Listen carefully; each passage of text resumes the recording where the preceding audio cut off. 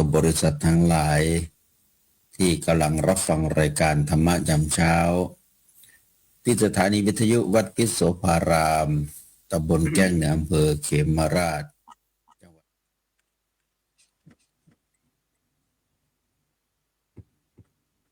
จังหวัดอุบลราชธานีเป็นประจำทุกวันพุธแต่เวลา6 นาฬิกาถึง 7 นาฬิกาในรายการธรรมะยามเช้ากับอาตมาภาพพระครูศรีสุตตนการจะได้น้อมนำธรรมะอันเป็นประโยชน์เป็นสาระมาบรรยายท่านทั้งหลายได้รับฟังในวันนี้จะได้นำหัวข้อธรรมเรื่องพรหมวิหารธรรม4 ประการธรรมเครื่องอยู่อย่างประเสริฐธรรมประจำใจอันประเสริฐหลักความประพฤติที่ประเสริฐบริสุทธิ์ธรรมที่ต้องมีไว้ในหลักใจและกำกับความประพฤติดีจึงจะชื่อว่าดำเนินชีวิตหมดจดและปฏิบัติตนต่อมนุษย์สัตว์ทั้งหลายโดยชอบ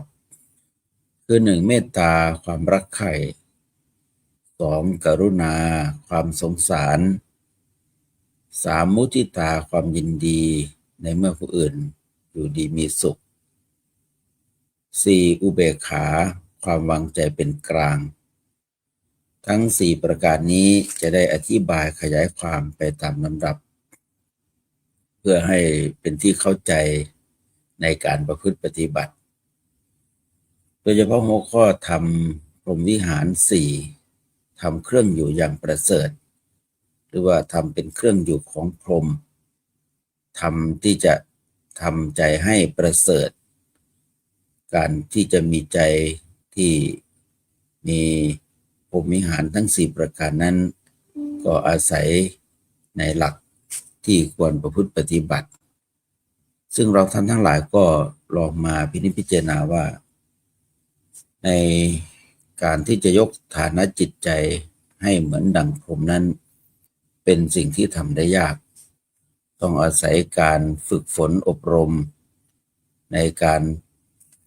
บำเพ็ญภาวนาให้เกิดขึ้นจากฐานจิตใจโดยเฉพาะหากว่าเราได้ศึกษาธรรมะในทางพระพุทธศาสนาการที่จะยกฐานะจากคนมาสู่ความเป็นมนุษย์จากมนุษย์มาสู่ความเป็นเทวดาจากเทวดาไปสู่ความเป็นพรหมได้นั้นต้องอาศัยพื้นฐานทางจิตใจให้เป็นผู้ที่มีประพฤติตนเหมือนดั่งพรหมในทางพุทธศาสนาที่มีหัวข้อธรรมทั้ง4 ประการดังที่กล่าวมานั้นก็อาศัยความเป็นผู้มีเมตตาคือจิตใจที่ประกอบไปด้วยเมตตาตามหลักของพรหมวิหาร4 ประการถ้าว่าเรามองดูแล้วก็เรียกว่าการที่จะมีจิตใจที่เป็นเหมือนดังพรหมนั้นก็อาศัยการฝึกฝนอบรมให้จิตใจนั้นเสมอภาคหรือว่าจิตใจรู้จักในการวางจิตให้เหมาะควรแก่อุปนิสัยของผมความเมตตาความรักใคร่ปรารถนาดีอยากให้เขามีความสุขมีจิตอันแผ่ไมตรีและคิดทำประโยชน์แก่มนุษย์สัตว์ทั่วหน้าคือต้องมาพินิจพิจารณาก่อนว่าทำอย่างไรถึงจะมีความรู้สึกรักใคร่สรรพสัตว์ทั้งหลายถ้ามองตามความเป็นจริงทุกสรรพสัตว์มีความปรารถนาอยากมีความสุขไม่ชอบความทุกข์ความสุขทั้งกายและใจก็มีความปรารถนาไม่ต่างกันทีนี้ในภาพของการทำจิตใจให้มีความรู้สึกรักใคร่ทุกสรรพสัตว์ก็มองเห็นทุกสรรพสัตว์ปรารถนาความสุขเราเองก็ปรารถนาความสุขไม่ต่างกันกับสรรพสัตว์ทีนี้เราจะทำอย่างไรจะเห็นความสุขของคนอื่นแล้ว มีความปลื้มใจอันนี้คือในการทำจิตใจให้มีความเมตตาคือหลายๆท่านที่เกิดมาก็ได้ปรารถนาความสุขพอเห็นคนอื่นมีความสุขทำอย่างไรจะไม่อิจฉาเขาจะมีความเมตตาเขามีความปรารถนาอยากเพิ่มสุขให้เขานั้นคือเป็นฐานของจิตใจที่จะทำให้มีความรู้สึกถ้าว่าเราเห็นคนอื่นมีความสุขเราเกิดความอิจฉาเกิดความอิจฉาริษยาตลอดถึงไม่อยากให้เขาล้ำหน้าไม่อยากให้เขามีความสุขมากกว่าถ้าอย่างนั้นคือจิตจะไม่เกิดความเมตตาเราลองมาประเมินว่าเราเวลาเราปรารถนาความสุขจะไปแห่งหนตำบลไหนอยากมีความเป็นผู้มีความสุขบางทีเราก็ไปดูมหรสพหรือไปเที่ยวที่ต่างๆก็ปรารถนาจะมีความสุขแต่ว่าภาพของการที่จะทำให้เกิดความสุขนั้นมันต้องมีความสุขจากฐานจิตใจที่สะอาดจิตใจที่สงบจึงจะทำให้ความสุขเกิดขึ้นสถานที่สิ่งแวดล้อมเป็นองค์ประกอบแต่ฐานเบื้องต้นจริงๆก็คือจิตใจฉะนั้นในการมองให้เกิดความสุขกับเราเองก็ต้องเกิดจากฐานจิตใจคือถ้าเกิดความอิจฉาริษยาแน่นอนล่ะจิตใจเกิดอคติเกิดความไม่ปกติไม่สงบราบเรียบจะไม่มีความเมตตาเกิดขึ้นความเป็นผู้มีจิตเมตตานั้นมันจะแผ่ผลทำให้จิตเรามีความสุขพอเห็นคนอื่นมีความสุขเราก็สุขด้วยยินดีด้วยพอใจด้วยรักใคร่ทุกสรรพสัตว์ต่างก็มีชีวิตที่มีการเกิดขึ้นตั้งอยู่ไม่ต่างกันชีวิตสรรพสัตว์เกิดขึ้นมาเพราะกรรมไม่ต่างกันแล้วก็ร่างกายของสรรพสัตว์ประกอบไปด้วยธาตุดินน้ำลมไฟไม่ต่างกันมีความรู้สึกหนาวร้อนแล้วก็มีการสัมผัสในบรรยากาศเรื่องราวต่างๆไม่ต่างกันทีนี้ในขณะที่เจ็บไข้ได้ป่วยเราก็อยากให้เขาหายจากโรคภัยไข้เจ็บอยากให้เขามีร่างกายที่แข็งแรงมีความเป็นอยู่ที่มีความสุขทั้งการอยู่การกินการบริหารขันธ์ให้เขาได้มีเวทนาน้อยลงเพราะว่าทุกขเวทนามันเกิดขึ้นทางกายนั้นก็หนักพอสมควรแล้วและความทุกขเวทนาที่เกิดขึ้นทางจิตใจอีกเขาก็ได้รับความทุกข์เพิ่มมาเป็น2 เท่าเราก็เลยได้ให้ความเมตตาโดยการมองอย่างไรทำให้เขาได้มีโอกาสได้สัมผัสความสุขทั้งทางกายและทางใจบางทีเราก็ยังมีความปรารถนาอยากมีโอกาสได้สัมผัสความสุขทั้งทางกายและทางใจแต่แนวทางที่จะทำให้ได้รับความสุขนั้นบางทีไม่ได้ศึกษาธรรมะก็ไม่รู้ทางเหมือนกันปรารถนาจะมีความสุขแต่แสวงหาความสุขโดยการอิงอามิตรแสวงหาความสุขโดยการไปประพฤติผิดกฎหมายผิดศีลธรรมผิดหลักธรรมในทางพุทธศาสนากลับกลายเป็นความทุกข์ตามมาในเบื้องต้นก็ดูเหมือนมีความสุขแต่ความทุกข์มันแฝงอยู่อันนี้เราก็ปรารถนาอยากให้เขามีความสุขบางทีก็มีโอกาสไปแนะนำวิธีการที่จะทำให้มีความสุขทั้งทางกายทางใจโดยเอาหลักธรรมในทางพระพุทธศาสนาหลักธรรมขององค์สมเด็จพระสัมมาสัมพุทธเจ้าไปบอกไปแนะนำไปสอนให้แสวงหาความสุขในทางที่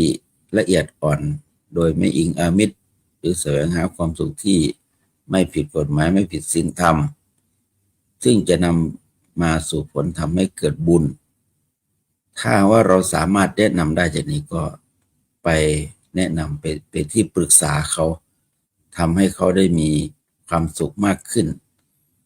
เมตตาในลักษณะอย่างนี้มันประกอบด้วยความกรุณาด้วยคือสิ่งที่เราทำนั้นมันจะท ไปสู่ผลทำให้เขาได้เดินทางถูกทุกสรรพสัตว์ถ้าว่าถ้าเป็นมนุษย์ด้วยกัน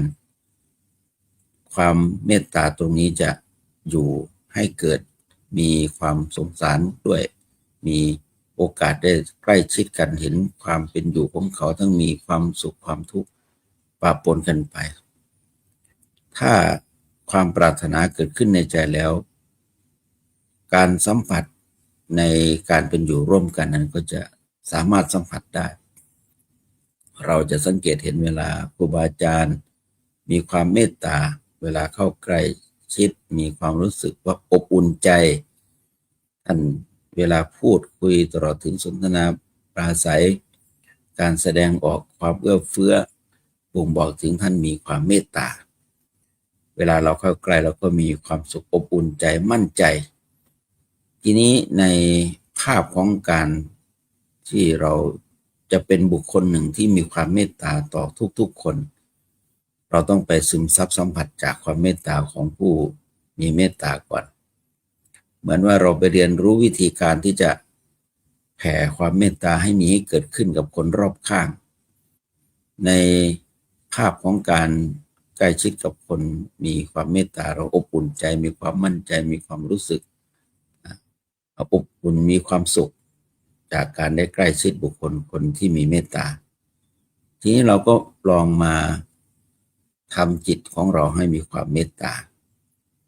ในหลักทางธรรมในทางพุทธศาสนาในวิธีการปฏิบัติท่านก็มีวิธีการที่จะทำให้เกิดความเป็นผู้เมตตาที่เป็นอุปนิสัยตื่นเช้ามาก็มีการนั่งสมาธิหรือว่าในขณะที่เจริญสมาธิภาวนาออกจากสมาธิมาก็จะมีการแผ่เมตตาการแผ่เมตตานั้นหากว่าจิตยังไม่สามารถที่จะแผ่เมตตาให้กับคนอื่นให้กับสรรพสัตว์อื่น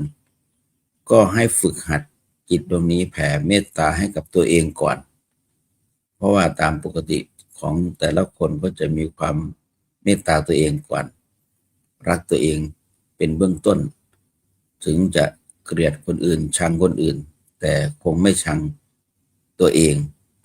ต้องรักตัวเองในเบื้องต้นจึงแผ่เมตตาให้กับตัวเองก่อนด้วยว่าความรู้สึกส่วนมากทุกคนก็รักตัวเองพอฝึกแผ่เมตตาให้กับตัวเองบ่อยๆแล้วก็ลองขยายความเมตตาไปให้กับคนใกล้ชิดที่เรารักที่สุดก็คือคุณพ่อคุณแม่ปู่ตายายายลูกๆหลานญาติสนิทมิตรสหายที่เราคุ้นเคยที่เรามีความรักใคร่เห็นกันอยู่ตลอดนั่นคือเป็นการขยายความเมตตาให้มากขึ้นให้ขยายวงกว้างไปสู่คนรอบข้างเมื่อเราสามารถแผ่เมตตาให้กับคนรอบข้างปรารถนาดีกับคนใกล้ชิดเป็นที่รักได้แล้วก็ขยายความเมตตาให้กว้างขึ้นแบบไม่มีประมาณแผ่ไปทุกสรรพสัตว์แผ่ไปแม้แต่ศัตรูที่เราเคยเกลียดให้เขามีความสุขด้วยคือบ่งบอกว่าจิตของเรามันจะกว้างขึ้นเปิดกว้างขึ้นจนถึงขนาดว่าแผ่ความเมตตาแผ่ความสุขไปให้คนที่เป็นศัตรูได้ไหมถ้าทำได้ก็แสดงว่าจิตเรานั้นมีปริมาณของความเมตตาเพิ่มขึ้นแบบไม่มีประมาณไม่มีข้อแม้ไม่มีขีดจำกัดโดยว่าเราได้มองทุกสรรพสัตว์ได้ปรารถนาความสุขเกลียดความทุกข์ไม่ต่างกันแล้วเราก็จึงได้แผ่ความปรารถนาดีแผ่เมตตาไปกับทุกสรรพสัตว์แม้แต่ศัตรูยังเปิดใจที่จะให้เขามีความสุขทีนี้การแผ่นั้นก็ไม่ได้แผ่เฉพาะวันที่นึกได้ให้แผ่ทุกวันคือการแผ่เมตตาทุกวันนี้มันจะทำให้จิตเราอ่อนโยนมีความโน้มเอียงไปถึงความปรารถนาดีรักใคร่อยากให้ทุกสรรพสัตว์มีความสุขทุกๆวันเพื่อเป็นการกล่อมเกลาดวงจิตของเราเองนั้นให้มีเมตตาทุกๆวัน การมีเมตตาจะนำมาสู่ผลทำให้จิตใจผ่องใสทำให้หน้าตาผ่องใสทำให้เลือดฝาดมาหล่อเลี้ยงร่างกายทำให้สุขภาพจิตดีแล้วก็ส่งผลทำให้สุขภาพกายดีด้วยหลายท่านหลายคนเวลาเราสัมผัสเราไปเห็นคนที่มีเมตตามีหน้าตายิ้มแย้มแจ่มใสมีหน้าตาผ่องใสด้วยจิตใจนั้นเกิดความเมตตาอันนั้นคือฉายมาจากภายในด้วยเราท่านทั้งหลายก็ลองทำใจให้เกิดความเมตตาดูว่าความปีติความสุขความนิ่งความว่างของจิตใจมันจะเกิดขึ้นด้วยการสั่งสมความเมตตาโดยการแผ่เมตตาทุกวันคือในความรู้สึกของเรานั้นไม่ได้เกลียดใครมีความรู้สึกเห็นใครก็มีความรู้สึกปรารถนาดีมีความรู้สึกรักคนนั้นถึงจะเป็นสัตว์เล็กสัตว์ใหญ่หรือว่าเป็นมนุษย์เป็นลูกเป็นหลานด้วยกันความรู้สึกก็เขาก็ชีวิตหนึ่งเหมือนกันในการมองที่เห็นเขาเป็นชีวิตหนึ่งเขาก็เกิดมาเพราะผลของกรรมเขาก็ต้องมาประพฤติปฏิบัติบริหารกรรมของเขาแล้วก็จะมีความแก่ความเจ็บความตายไม่ต่างกันสักวันหนึ่งเขาก็จะมีการเปลี่ยนภพเปลี่ยนภูมิไปสู่ภูมิต่างๆเพราะผลของกรรมไม่ต่างกันในการเวียนว่ายแต่เกิดเขาได้มีความทุกข์จากการเกิดแก่เจ็บตายไม่ต่างกันกับเราก็จึงมีความสงสารเมตตาเขาให้เขามีโอกาสได้สัมผัสในส่วนที่เป็นความดีแต่เขาได้มีโอกาสได้บริหารกรรมที่เป็นกรรมฝ่ายดีเพื่อจะนำไปสู่การมีความสุขจากการเสวยกรรมนี่คือการแผ่เมตตาไปด้วย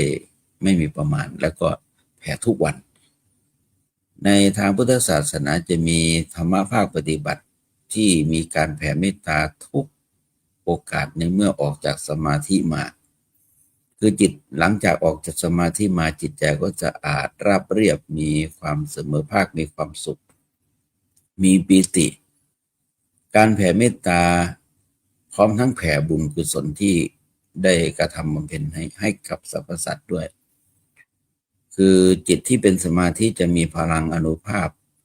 ในการที่จะส่งความเมตตาส่งบุญกุศลอุทิศบุญกุศลให้กับดวงวิญญาณตลอดถึงให้กับสรรพสัตว์ที่มีชีวิตอยู่ได้รับผลอานิสงส์มากเหตุนั้นจึงมีการแผ่เมตตาหลังจากออกจากสมาธิมาในความรู้สึกหลังจากออกจากสมาธิมาความรู้สึกตลอดถึงจิตใจเราก็อ่อนโยนคือเราได้สัมผัสความสุขจากการได้สมาธิพอเราได้สัมผัสสมาธิแล้วก็มีความปรารถนาอยากให้ผู้ที่เรารักมีโอกาสได้มาสัมผัสสมาธิอยากให้มีปิติด้วยคือจะนึกถึงคุณพ่อคุณแม่นึกถึงปู่ตายายนึกถึงญาติพี่น้องอยากให้เขามีโอกาสได้มาปฏิบัติธรรมเหมือนเราในโอกาสที่เราได้มีโอกาสได้สัมผัสในความสุขจากสมาธิแล้วก็มีความปรารถนาเวลาแผ่เมตตาก็จะน้อมจิตน้อมใจไปให้เขามีโอกาสให้เขามีเวลาให้เขามีความสุขด้วยฐานจิตของเรานั้นได้รับความสุขแล้วก็จึงมีความเมตตาให้กับคนใกล้ชิดและทุกสรรพสัตว์เราจะสังเกตเห็นว่าความสุขที่เกิดจากจิตที่เป็นสมาธินี่จะเมตตาสูงส่งมากเมตตาโดยไม่มีขีดจำกัดไม่มีข้อแม้ด้วยการได้เห็นทุกสรรพสัตว์นั้นมีความทุกข์แล้วก็มาเสวยความทุกข์จากการได้เสวยกรรมความทุกข์จากการแสวงหาความทุกข์จากความแก่เจ็บตายความทุกข์จากปัญหาอุปสรรคต่างๆเขาได้ดิ้นรนต่อสู้กับปัญหาอุปสรรคและก็มีความทุกข์ทางกายทางใจล้วนแล้วแต่เป็นสภาวะทุกข์ที่แก้ได้ยากบางทีก็แก้ไม่ถูกจุดก็เพิ่มความทุกข์มาอีกฉะนั้นในการมองของจิตของเรานั้นก็จึงได้สงสารเขาก็จึงได้มีการแผ่เมตตาและตลอดถึงอุทิศบุญแผ่บุญ หวังผลบุญนั้นได้ไปอำนวยผลให้กับชีวิตของเขาเหล่านั้นได้เปลี่ยนแปลงไปในทางที่ดีให้เขามีโอกาสได้สัมผัสความสุขบ้างไม่มากก็น้อยในเมื่อเขาไม่มีบุญที่จะมาปฏิบัติความดีได้เสวยความสุขก็ขอแผ่บุญทุกบุญที่เรากระทำไปอำนวยผลให้เขาเปลี่ยนแปลงชีวิตไปในทางที่ดีให้เขามีความสุขความปรารถนาดีความรักใคร่ความสงสารอย่างนี้จึงเป็นภาพของพรหมวิหารธรรมที่จะให้มีเกิดขึ้นในจิตใจถ้าว่าทุกสรรพสัตว์มีพรหมวิหารธรรมไม่ต่างกันมีพรหมวิหารธรรมเสมอภาคกันโลกนี้จะไม่มีสงครามโลกนี้จะไม่มีการเบียดเบียนกันและกันโลกนี้จะไม่มีการเข็นฆ่ากันและกันด้วยจิตมีเมตตาเห็นทุกสรรพสัตว์มีความทุกข์เกลียดความทุกข์ไม่ปรารถนาทุกข์ปรารถนาความสุขความทุกข์ที่เกิดมาความทุกข์จากความแก่ความเจ็บความตายก็หนักพอแล้วมามีความทุกข์เพราะหวาดระแวงเพราะข่มเหงรังแกกันตลอดถึงล้างผลาญเผ่าพันธุ์กันและกันนี่มันเพิ่มความทุกข์มาหลายเท่าตามความเป็นจริงแล้วมนุษย์ที่มีตัณหาก็มีความหวาดหวั่นมีความหวาดระแวงมีความกลัวความทุกข์กลัวความตายกลัวความวิตกกังวลไปหมดกลัวการพัดพรากตลอดถึงกลัวมีภัยอะไรต่างๆก็มีความกลัวด้วยฐานจิตใจนั้นยังมีตัณหาที่ชักนำให้เกิดความกลัวอยู่ในเมื่อกลัวก็ทำให้เกิดความทุกข์ไม่รู้ว่าจะอยู่ที่ไหนจะหลบภัยอย่างไรจะอยู่อย่างไรถึงจะปลอดภัยจากชีวิตจากพยันตรายทั้งหลายทั้งปวงดิ้นรนแสวงหาบางทีก็หนีตายนี่คือโลกขาดความเมตตาหลวงพ่อพุทธทาสบอกว่าในการเป็นอยู่ในโลกนี้เมตตาธรรมค้ำจุนโลกค้ำจุนให้เกิดความสงบร่มเย็นให้เกิดความเป็นสุขแต่ถ้าสรรพสัตว์โดยเฉพาะสัตว์มนุษย์ถ้าขาดความเมตตาไม่ได้ค้ำจุนโลกแล้วทำลายโลกตลอดถึงทำให้ทั้งสรรพสัตว์อื่นได้รับผลด้วยแล้วก็เทวดาก็เดือดร้อนด้วยเพราะมนุษย์ขาดความเมตตาสัตว์อื่นที่เป็นสรรพสัตว์ตั้งแต่สัตว์เดรัจฉานต่างๆก็ได้รับผลด้วยจากการทำลายโลกจากการสู้รบกันจากการเข็นฆ่ากันและกันสัตว์เล็กสัตว์น้อยก็ได้รับผลมีความทุกข์ไปด้วยเพราะมนุษย์ขาดความเมตตาองค์สมเด็จพระสัมมาสัมพุทธเจ้าในสมัยที่เป็นสิทธัตถกุมารพ่อคือพระเจ้าสุโธทนะนี่ได้พยายามเขี่ยวเข็นตลอดถึงสร้างเกาะกำแพงป้องกันไม่อยากให้ลูกออกบวชอยากให้ลูกครองเมืองเป็นพระราชาจักรพรรดิมีอำนาจในการสู้รบมีอำนาจในการปกครองแผ่นดินคือได้เห็นว่าการเป็นพระเจ้าจักรพรรดินั้นประเสริฐกว่าการบวชแต่พระองค์ได้เห็นแล้วว่าการเป็นพระเจ้าจักรพรรดิบางทีก็มีการเข็นฆ่ากันมีการใช้อำนาจปกครองบริหารจัดการบางทีก็เป็นบาปบางทีสู้รบสงครามกันกว่าจะแย่งชิงที่ดินกว่าจะปราบปัจจากว่าจะปราบศัตรูภายแดนอะไรต่างๆได้ก็ใช้อำนาจในการข่มเหงในการบริหารจัดการก็เป็นเหตุให้ทำบาปทำกรรมพระองค์จึงไม่ปรารถนาอยากอยู่ครองเมืองด้วยว่ามันจะน้อมเอียงไปสู่การทำลายล้างเบียดเบียนกันและกันองค์ก็จึงตัดสินพระทัยได้ออกบวชการออกบวชนั้นเป็นการสร้างฐานจิตใจให้หลุดพ้นจากตัณหาเพราะความอยากที่ตัณหานั้นจะนำพาไปสู่การครอบครองไปสู่ความโลภก็มีความโกรธความหลงตามมา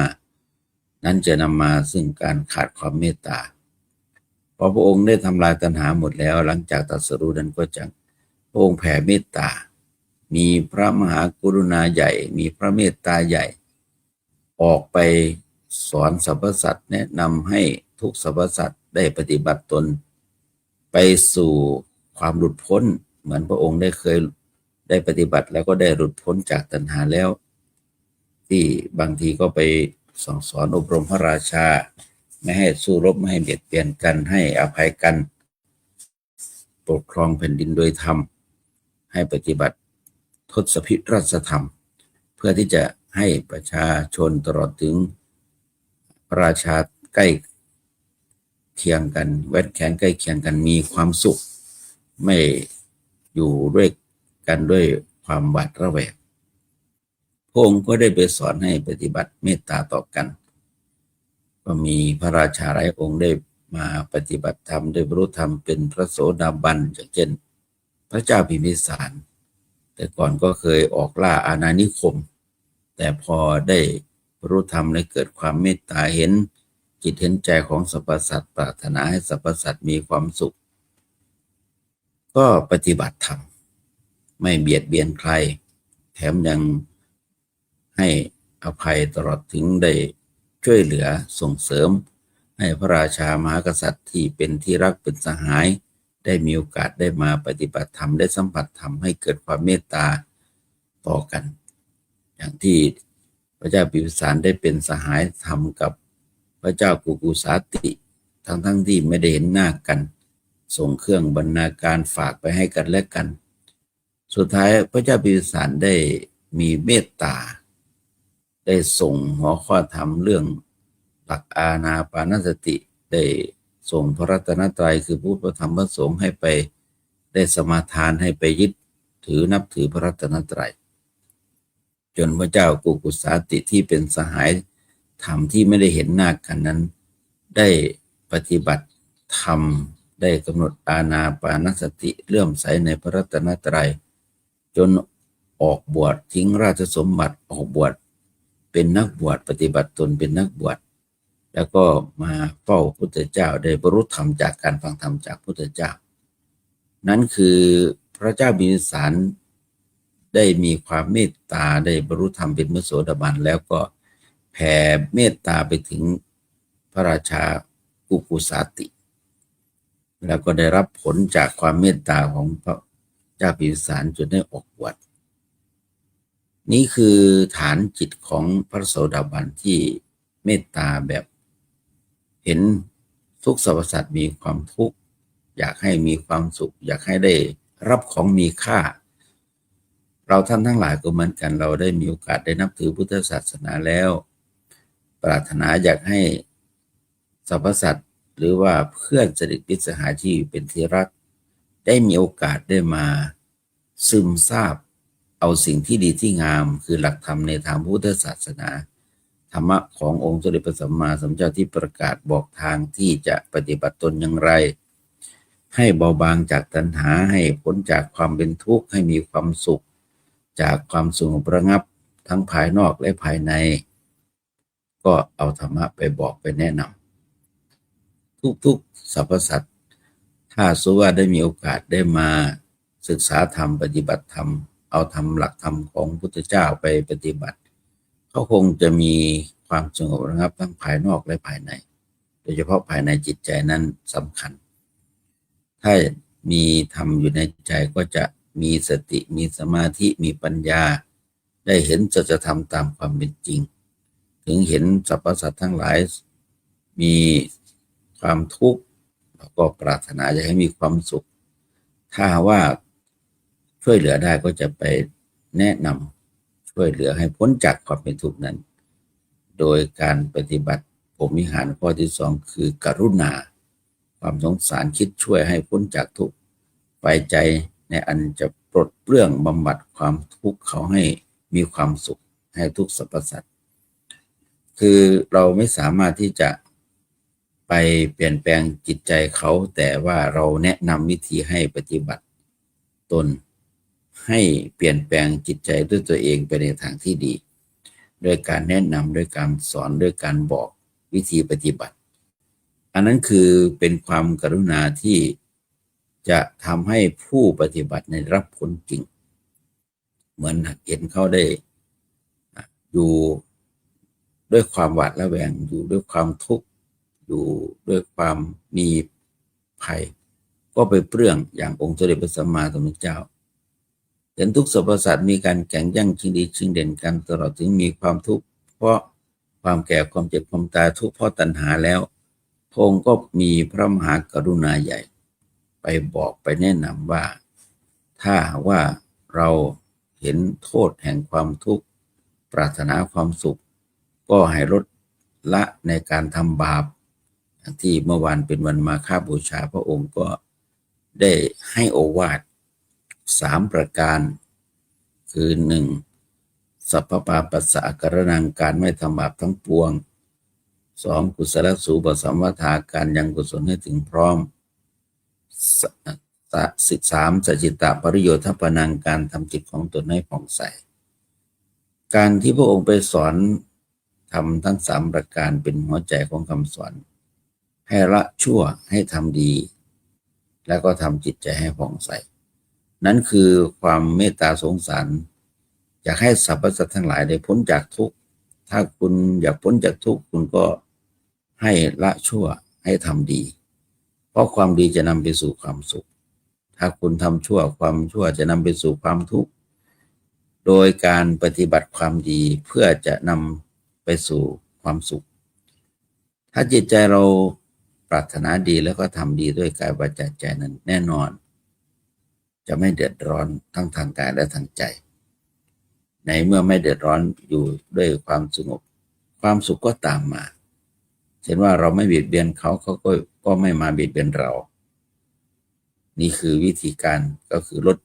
ละชั่วก็ทำดีถ้าไม่เบียดเบียนเขาก็คือแสดงว่าเราละจากความชั่วได้แล้วก็อยู่ด้วยธรรมอยู่ด้วยความเมตตาความสุขก็จะตามมาทีนี้ในข้อที่3มุทิตาความยินดีในเมื่อผู้อื่นอยู่ดีมีสุขมีจิตผ่องใสบันเทิงประกอบด้วยอาการช่ำชื่นเบิกบานอยู่เสมอ คือมีความช่ำชื่นเบิกบานมีความยินดีปิติกับสรรพสัตว์ทั้งหลายที่ได้มีความสุขพอยินดีกับเขาในเมื่อเขามีความสุขเห็นเขาเจริญงอกงามทั้งในหน้าที่การงานทั้งในด้านการศึกษาตลอดถึงเจริญในด้านทางธรรมเราก็จะมีความยินดีขณะที่เขาเจริญเติบโตงอกงามเราจะไม่ไปอิจฉาเขาคือความอิจฉานี่ก็จะเกิดทำมาให้เกิดความทุกข์กับจิตใจเราอีกแล้ว คือเห็นคนอื่นมีความสุขเรายินดีด้วยที่เขาเดินถูกทางที่เขาเดินถูกต้องปฏิบัติดีปฏิบัติชอบที่เขารู้จักในการบริหารกรรมไปในทางที่ดีแล้วเขาก็มีความสุขจากการได้เสวยกรรมดีความดีนำไปสู่ผลแห่งเขามีความสุขเขาเจริญในทางธรรมใช้คำว่ามุทิตาถ้าทางโลกถ้าเขาได้ประสบผลสำเร็จในชีวิตก็จะมีการไปมุทิตาโดยการมอบกำลังใจมอบช่อดอกไม้มอบเครื่องใช้ต่างๆยินดีด้วยที่คุณได้รับผลสำเร็จจากการเรียนจากชีวิตจากหน้าที่การงานหรือได้มีความสุขจากการมีคู่ครองที่ดีอันนั้นคือการที่จะมีจิตไปมุทิตาจากนั้นมันก็ยากเหมือนกันถ้าไม่ฝึกฝนไม่ทำการอบรมจิตใจของเราให้มีมุทิตาความพอยินดีนั้นจะเกิดขึ้นได้จากการได้ทำจิตให้รู้จักในการยินดีกับคนอื่นก็ใช้คำว่ามุทิตาได้หลายคนตามที่สัมผัสความเป็นผู้มุทิตานี้ได้แสดงออกดีใจด้วยอนุโมทนาด้วยสาธุอนุโมทนากับบุญกุศลที่ได้กระทำก็ถือว่าเป็นมุทิตาการมุทิตาในทางพุทธศาสนานี้ก็ได้ยกย่องว่าเป็นบุญอีกส่วนหนึ่งคือบุญจะสำเร็จผลได้ทั้ง10ประการ ก็มีข้อหนึ่งก็คือมุทิตาอนุโมทนาบุญสำเร็จด้วยการอนุโมทนาส่วนบุญก็คือเราได้มุทิตากับบุญที่เขาได้รับยินดีด้วยพอใจด้วยอนุโมทนาบุญด้วยก็อยู่ในหลักมุทิตาทีนี้การที่เรามุทิตาเนี่ยก็ทำให้เกิดบุญกับเราด้วยโดยที่เราไม่ได้กระทำด้วยมือด้วยวาจาด้วยใจแต่ว่าเรามุทิตาสาธุอนุโมทนาด้วยก็จะทำให้เกิดบุญนี่คือวิธีการที่จะทำให้เกิดบุญคือมุทิตาเวลาเรามีโอกาสได้ประสบผลสำเร็จในชีวิตเจริญในทางธรรมเพื่อนหรือว่าญาติก็จะมามุทิตากับเราด้วยก็การเป็นอยู่ด้วยการมุทิตากันและกันก็ทำให้สังคมนั้นมีความสุขมีความเจริญก้าวหน้าในทางศีลทางธรรมความสุขนี้ไม่ได้ซื้อได้ด้วยเงินต้องปฏิบัติเอาหลายๆคนเวลามีโอกาสไปเห็นเพื่อนได้รับผลสำเร็จก็ไปมุทิตาไปมีความสุขกับเขาด้วยทั้งที่เราไม่ได้รับผลสำเร็จแต่ว่าขอมีส่วนร่วมการมีส่วนร่วมในทางที่ดีมีความสุขนะเราก็อยากมีเพื่อนก็อยากมีฉะนั้นอย่าไปปิดกั้นจิตอย่าไปเบียนจิตใจไปอิจฉาริษยาเขาขอให้ยกจิตขึ้นมาให้เหนือความอิจฉาริษยาแล้วก็ไปมุทิตา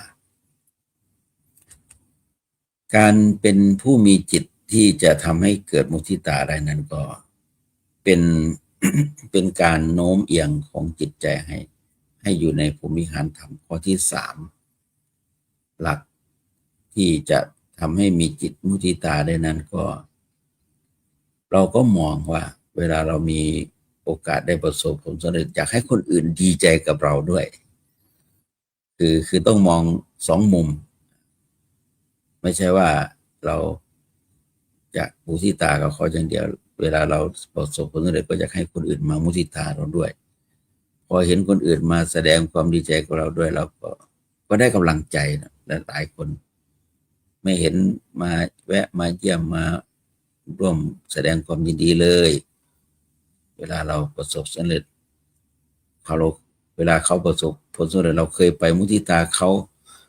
แต่พอเราประสบผลสำเร็จไม่เห็นเขามามุทิตาเราก็เกิดอาการคิดน้อยใจอยู่บางคนก็เวลาเราได้รับผลสำเร็จไม่เห็นมามุทิตาเลยเพราะนั้นในตรงนี้เราก็พยายามทำหน้าที่ของการเป็นผู้ที่มีจิตใจมุทิตาเราอาจจะไม่ได้รับมุทิตาจากคนอื่นแต่เราจะเป็นคนมุทิตาให้คนอื่นอย่างนี้ก็ได้คือไม่หวังผลตอบแทนคือในการทำมุทิตาก็คือมีส่วนร่วมมีอนุโมทนาบุญเราเป็นคนได้เป็นว่าความสุขไม่ได้ต้องไปแสวงหาจากวัตถุความสุขจะเกิดขึ้นจากภายในคือจิตใจแค่มุทิตาแสดงความยินดีกับเขานี่ความสุขก็เกิดขึ้นในใจเราแล้ว ถึงเขาจะไม่มามุทิตาเราแต่เราก็ได้รับความสุขจากผลสำเร็จของเราอยู่แล้วเราสร้างกำลังใจให้เกิดขึ้นกับตัวเราเองได้เราสร้างมุทิตาให้มีเกิดขึ้นในใจเราได้โดยการไปยินดีกับคนอื่นเรามองในมุมบวกมีแต่ได้กับได้คือการมุทิตานี่มีแต่ได้กับได้เพื่อที่จะได้จิตใจที่ดีงามที่งอกงามในทางคุณงามความดีก็คือการมุทิตาทีนี้ข้อที่4คืออุเบกขาความวางใจเป็นกลางอันจะทำให้ดำรงอยู่ในธรรมตามที่พิจารณาเห็นด้วยปัญญาคือมีจิตใจเรียบตรงเที่ยงทำดุจตราช่างไม่เอ็นเอียงด้วยรักไม่เอ็นเอียงด้วยความชังพิจารณาเห็นกรรมที่สัตว์ทั้งหลายกระทำแล้วอันควรได้รับผลดีหรือผลชั่วนั้นเป็นผลของกรรมของสรรพสัตว์ควรแก่เหตุแก่ปัจจัยที่เขาได้รับพร้อมที่จะวินิจฉัยและก็ปฏิบัติไปตามธรรม รวมทั้งรู้จักวางเฉยสงบใจมองดูในเมื่อไม่มีกิจที่ควรทำเพราะเขารับผิดชอบกรรมของเขาเองคือลักษณะการทำจิตมีเมตตาเนี่ยมันเกิดจากการช่วยเหลือแล้วพยายามที่จะบริหารกรรมให้เขาดีแล้วแต่ว่ากรรมมันหนักเกินเขาต้องเสวยกรรมก่อน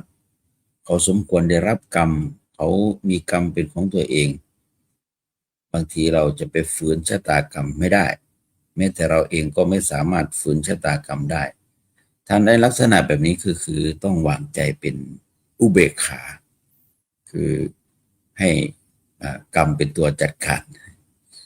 เราไม่สามารถที่จะไปเปลี่ยนแปลงกรรมได้เพราะฉะนั้นในหลักของอุเบกขานี่จึงเป็นถึงขีดจำเป็นต้องวางเฉยแล้วทำอย่างอื่นไม่ได้ทำอะไรไม่ได้ช่วยเหลือก็ไม่ได้เพราะกรรมมันเป็นผลที่เขาได้กระทำบำเพ็ญมาเองเขาต้องเสวยกรรมถ้าอย่างนี้คือไม่สามารถที่จะฝืนธรรมชาติของกรรมได้ก็ต้องวางใจเป็นอุเบกขาวางใจเป็นกลางๆว่าทุกสรรพสัตว์ต้องได้รับผลของกรรมเราช่วยเหลือแล้วเราดูแลแล้วแต่มันเกินวิสัยของเราที่จะดูแลถ้าเราไปวิตกกังวลมากก็จะทำให้เราเป็นทุกข์ก็เลยต้องวางใจเป็นอุเบกขาพรหมิหารธรรมข้อที่สี่นี้ต้องทำใจให้เป็นไม่ใช่ว่ารักจนเกินขอบเขตจนลืมใจเป็นกลางไม่รักเกินไม่ชังเกินต้องวางใจให้เป็นกลางในทางพุทธศาสนาเขาว่ากลางกลางนี่จะนำมาสู่ผลดีถ้าหากว่าเข้มเกินก็ไม่สามารถที่จะไปสู่เป้าหมายแห่งความพ้นทุกข์ได้ถ้าหย่อนยานเกินก็ไม่สามารถนำไปสู่ความพ้นทุกข์ได้ต้องอยู่มัชฌิมาปฏิปทาทางสายกลางการวางอุเบกขาก็มีปริมาณเหมือนกันถ้าจะเมตตาเกินก็ไม่ได้ถ้าจะชังเกินก็ไม่ได้ต้องมีการวางใจเป็นกลางให้เป็นให้ได้ในเมื่อเขามีกรรมเป็นของตัวเองลักษณะของกรรมที่เสวยนี่เราเองก็ได้เสวยกรรมอยู่ในทางพุทธศาสนาจะมีคำว่าเป็นกรรมของวัฏฏะคือเขาได้สร้างบาปสร้างกรรมมาหลายภพหลายชาติแล้วยังไงก็ต้องได้เสวยกรรมถ้าไม่เสวยกรรมนี้กรรมนั้นก็จะไม่หมดเขายังจะต้องได้รับกรรมต่อไปแต่ถ้าเขาได้เสวยกรรมได้รับกรรมภพนี้ชาตินี้เมื่อกรรมหมดเขาจึงจะได้เสวยกรรมดีได้รับความสุขตามมานั้นก็เหมือนเราเป็นไข้เราต้องทนเจ็บจากการฉีดยาต้องทนเจ็บก่อนถึงจะทุกขเวทนามีแต่ว่าจะได้รับผลกรรมดีในภายหลังจะได้มีความสุขในภายหลังในขณะที่เสวยกรรมอยู่อาจจะมีความเจ็บเผ็ดร้อนทนทุกข์ทรมานก็ต้องทนไม่ได้ก็ต้องทนด้วยว่าเราได้สั่งสมกรรมมาแล้วนี้จึงต้องวางใจให้เป็นกลางให้เป็นให้ได้ในเมื่อถึงคราวที่สุดทำใจก็ต้องทำใจคือการมองให้เห็นความเป็นไปของกรรมมองถึงสรรพสัตว์เป็นไปตามกรรมเลยใช้คำว่ากรรมของวัฏฏะคือแต่ละคนมีการเวียนว่ายแต่เกิดมานับภพนับชาติไม่ถ้วนไม่รู้ทำกรรมดีไม่ดีอะไรมาบ้างพอถึงการเวลาก็ได้เสวยกรรมแม้แต่องค์สมเด็จพระสัมมาสัมพุทธเจ้าของเราก็ไม่พ้นกรรมในขณะที่พระองค์ได้ตรัสรู้แล้วในการไปเผยแผ่พระศาสนาในการสอนสรรพสัตว์พระองค์ก็ได้เสวยกรรมในบางโอกาสในเมื่อกรรมให้ผลเช่นในสมัยที่ไปจำพรรษาอยู่ที่ถิ่นทุรกันดารในบ้านของนายเลี้ยงม้าในการเป็นอยู่นั้นก็อดอยากบ้านนายเลี้ยงม้าก็มีทุพพิกับภัยมีข้าวยากหมากแพง ไม่สามารถที่จะถวายข้าวปลาอาหารอันประณีตแด่องค์สมเด็จพระสัมมาสัมพุทธเจ้าพร้อมทั้งพระสงฆ์ได้ก็ได้ถวายข้าวปลายเกียนถวายข้าวปลายหักเพื่ออุปถัมภ์พุทธเจ้าอุปถัมภ์พระสาวกอยู่อดอยากๆไม่ได้สัปปายะไม่ได้มีการอุปถัมภ์แบบสมบูรณ์จนถึงขนาดพระมหาโมคคัลลานะมากราบทูลขออนุญาตไปรับบิณฑบาตจากอุตรกุรุทวีปเพื่อมาถวายพุทธเจ้าเพื่อถวายพระสงฆ์พระองค์ก็ห้ามพระมหาโมคคัลลานะถึงจะมีฤทธิ์เดชไปบิณฑบาตที่อุตรกุรุทวีปได้แต่ก็ไม่อนุญาตให้ไปด้วยว่าอันนี้คือเป็นกรรมที่เราได้กระทำมาต้องอยู่เสวยกรรมก่อนหลังจากออกพรรษานั่นแหละกรรมที่จะหมดถ้าไม่เสวยกรรมก็ไม่หมดพระองค์ก็ทนทุกข์ทรมานจากการเสวยกรรมร่างกายสู้ผอมภัตตาหารไม่สมบูรณ์มีข้าวปลายเกียนข้าวปลายหักที่นายเลี้ยงม้าได้ดูแลอุปถัมภ์ถาพระพุทธองค์อุบาสกปฏิกาได้ทราบข่าวว่าองค์สมเด็จพระสัมมาสัมพุทธเจ้าได้อยู่ด้วยความลำบากเรื่องภัตตาหารก็รอว่าออกพรรษาเมื่อไหร่จะไปเฝ้าไปเยี่ยมไปอุปถัมภ์จะนิมนต์มาฉันที่บ้านเมืองของเราเขตแคว้นของเรา พอผ่านไป3 เดือนออกพรรษาเสร็จก็มีอุบาสกอุบาสิกาพระราชามหากษัตริย์เศรษฐีได้มารับองค์สมเด็จพระสัมมาสัมพุทธเจ้านิมนต์ไปฉันภัตตาหารในวังในบ้านพระองค์ก็ได้เสวยกรรมหมดแล้วก็ได้รับการอุปถัมภ์ข้าวปลาอาหารอุดมสมบูรณ์จนฉันไม่ไหวคือลักษณะการพิจารณาถึงพุทธองค์ได้เสวยกรรมแล้วต้องอดทนต้องอาจหาญในการที่จะเสวยกรรมแม้แต่จะมีผู้มาช่วยแก้ไขก็ยังไม่เหมาะควรยังไม่ถึงการเวลาที่จะช่วยต้องเสวยกรรมไปก่อนเราก็ลองมาประเมินว่าเราเป็นปุถุชนคนธรรมดาจะพ้นจากกรรมได้อย่างไร เราต้องเสวยต้องได้รับความสุขความทุกข์บางส่วนก็ได้มาจากกรรมที่ได้กระทำในภพก่อนชาติก่อนความสุขความทุกข์บางทีก็ได้รับผลจากการกระทำของกรรมในปัจจุบันและก็จะส่งผลในอนาคตตราบใดที่ยังไม่หมดกิเลสตัณหายังจะนำไปสู่ภพภูมิใหม่อยู่ก็ต้องไปเสวยกรรมฉะนั้นองค์สมเด็จพระสัมมาสัมพุทธเจ้าจึงแนะนำให้สร้างกรรมดีเพื่อที่จะได้รับผลแห่งความดีในวันเดือนปีภพชาติต่อไปถ้าเราไม่ต้องการอยากมีความทุกข์ก็ต้องสร้างกรรมดีเพื่อจะนำผลไปสู่ความสุขอันนี้คือหลักการที่จะให้เราได้ปฏิบัติความเมตตากรุณามุทิตาอุเบกขาทั้ง4 ประการที่ได้อธิบายขยายความมาก็เห็นว่าพอสมควรแก่การและเวลาบุญใดกุศลใดที่เกิดขึ้นจากการให้ธรรมะเป็นทานขอมอบเป็นผลเป็นพรในท่านทั้งหลายได้มีสุขภาพกายใจแข็งแรงปราศจากโรคภัยแค่เจ็บมีอายุมั่นขวัญยืนมีสติสมาธิปัญญาสามารถดับทุกข์ได้แก้ปัญหาได้จนถึงฝั่งคืออมตะมหาฤพานด้วยกันจงทุกท่านทุกคนเทินขอเจริญพร